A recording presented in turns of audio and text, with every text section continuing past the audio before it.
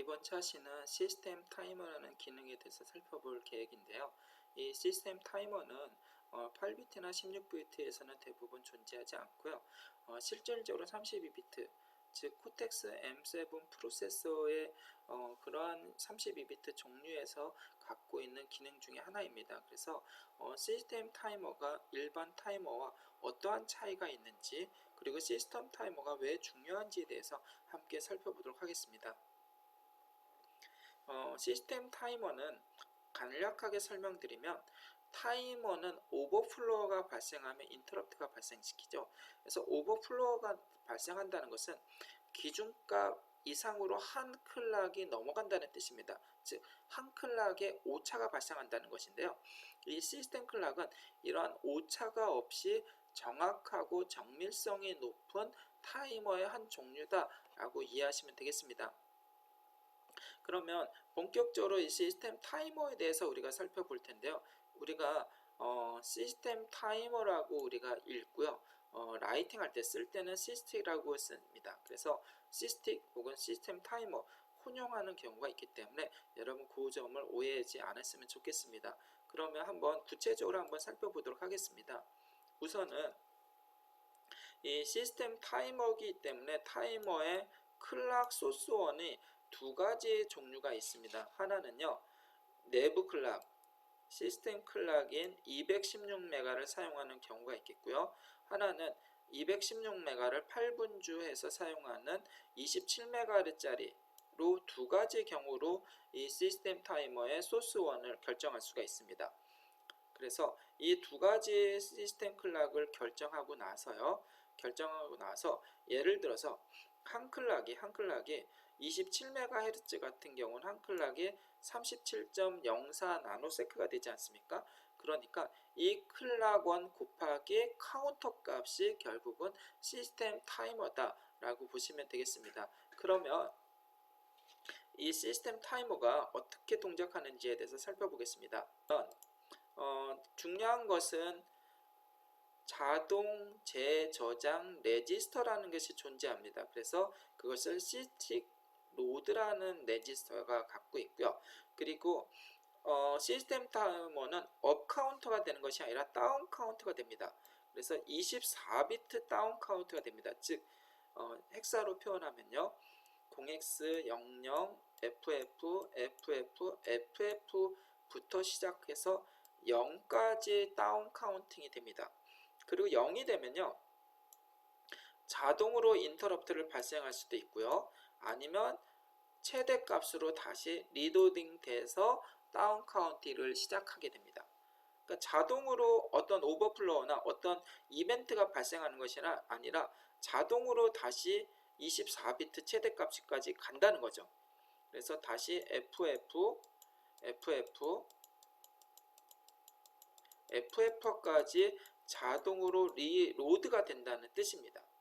그러니까 어떤 오차가 전혀 존재하지 않는다는 거죠. 그래서 이러한 것을 설정하는 레지스터는 여러분이 주의 깊게 관찰할 것은 시스틱 시스템 타이머 컨트롤 앤 스테이터스 레지스터가 있습니다. 그리고 리로드 밸류 값 레지스터가 있겠고요. 그리고 시스틱 혹은 시스템 타이머 커런트 밸류 레지스터가 있습니다. 세 가지 정도만 기억하면 될 것 같고요. 컨트롤과 스테이터스 레지스터는 이러한 것들을 세팅합니다. 주파수, 소스는 어떻게 사용하는지, 리로드 밸류는 당연히 24비트 값이 되겠죠. 그죠? 그리고 커런트 밸류 값은 리드가 되겠죠. 그죠? 다운 카운팅이 자동으로 되니까요. 그러면 한번 레지스터를 한번 살펴보겠습니다. 시스템 컨트롤 레지스터에서 3비트가 좀 기억해야 되는데요. 먼저 시스템 소스원을 어떻게 갈 것이냐, 0과 1로 비트를 결정하는데요. 만약에 0을 넣으면 8분주인 27메가로 동작하고요. 1을 주면 216메가로 그냥 동작하게 됩니다. 그리고 나서 엑셉션을 발생시키냐, 즉 인터럽트 엑셉션을 발생시키느냐 발생시키지 않느냐를 결정할 수가 있습니다. 즉 최대 16비트 FF, 24비트 FF부터 시작해서 0까지 되면 이벤트 엑셉션을 발생시키기로 원하면 요 비트를 1로 하면 exception이 interrupt가 발생이 됩니다. 그리고 또 하나 0번 비트는 이 시스템 타이머를 사용할 건지 말 건지를 결정했는데 1을 세팅하면 동작하게 됩니다. 그래서 우리가 코드를 이제 나중에 다시 볼 텐데 여기에 5 값이 들어갑니다. 5 값이라는 것은 1, 즉 216메가를 사용하고요. 1. 시스템 타이머를 동작하지만 인터럽트는 사용하지 않는다. exception은 사용하지 않는다. 라는 예제가 되겠습니다. 그리고 시스템 타이머 로드라는 거에는 여기에는 최대값 24비트를 넣어주면 됩니다. 그러면 맥시멈 값부터 시작해서 다운 카운팅이 자동으로 된다는 것이죠. 그리고 이제 시스템 타이머 밸류 값이 있는데요. 얘가 0이 되면 자동으로 시스템 타이머는 자동으로 리로딩해서 다시 동작합니다. 여기 어떤 값 0을 집어넣으면 리셋이 된다라는 개념이라고 보시면 되겠습니다. 그래서 여러분한테 제공한 소스 코드의 예제 2-5를 보면 딜레이라는 타임 딜레이라는 함수가 되겠습니다. 여기에 보면요. 메인 함수부터 시작해서 쭉 내려가다가 시스템 타이머 세팅하는 부분이 있고요. 다시 시스템 타이머 세팅, 그리고 카운터 값 확인하는 방법들이 나옵니다. 그리고 시스템 카운터 세팅, 그리고 시스템 카운터 세팅, 시스템 카운터 세팅 반복이 되는데요. 이러한 것들은 어떠한 예제 프로그램이냐면 하면 딜레이라는 함수에 대해서 타임이 정말로 정확한지 NOP로 만들어진 딜레이죠. 이 값이 정말 100마이크로세크인지 10마이크로세크인지를 확인하려고 시스템 타이머를 동작시킨 것입니다. 그래서 미리 단위 혹은 10mm 단위 혹은 100mm 단위를 확인해 보기 위해서 시스템 타이머를 매번 세팅을 했고요. 또 한 가지 차이가 나는 것은 마이크로 단위일 때는 216메가로 클락 소스원을 사용했고요. 미리 단위는 주파수가 좀 느리기 때문에 27MHz 즉 8분주에서 사용을 했습니다. 그래서 이 시스템 타이머의 컨트롤 레지스터 값이 약간 차이가 있습니다. 그 점 좀 여러분이 주지해 주시고요. 그럼 한번 레지스터를 한번 구체적으로 살펴보겠습니다. while문 이전에 시스템 타이머 로드는 최대값 24비트가 들어가겠죠. 컨트롤 레지스터의 101이라는 것은 인터럽트는 사용하지 않고 216메가 그대로, 그리고 시스템 타이머를 허용하겠다. 밸류 값에 0을 넣으면 클리어 되니까 리셋이니까 이때부터 타이머가 동작이 되는 겁니다. 시스템 타이머가. 그죠? 그런데 실제 이때부터 동작을 하는 건데 while문에서도 무한 루프 반복이기 때문에 한 번 더 라이팅을 해줍니다. 시스템 타이머가 동작이 스타트가 되고요. 1마이크로세크가 지났을 때 시스템 타이머의 밸류 값을 읽습니다. 읽어서 카운트에 넣고요. 그 밸류 값을 실제 최대 24비트에서 이 카운터 값을 빼버리면 실제 얼마의 시간이 지났는지를 우리가 확인해 볼 수가 있습니다.